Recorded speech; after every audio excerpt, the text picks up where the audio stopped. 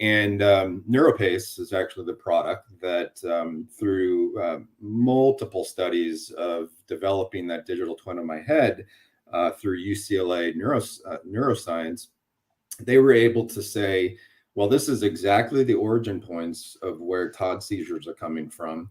This is where we need to have invasive scenarios to actually interrupt or prevent seizures from happening.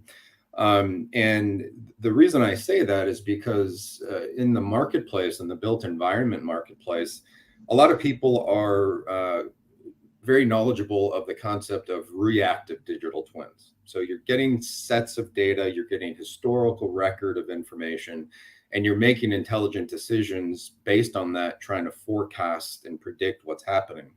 That then moves us into the concept of predictive analytics and starting to understand and using historical data to then make intelligent decisions in a predictive way. We're taking that one step further, and we're starting to use what we call physics-based simulations to start looking at what we call proactive maintenance as opposed to predictive or reactive.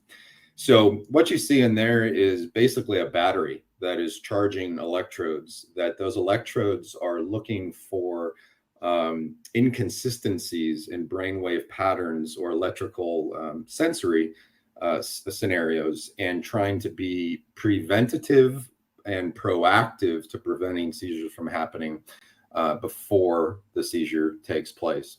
So what does that mean? Why bother? Why would you go through this painful, bizarre experience?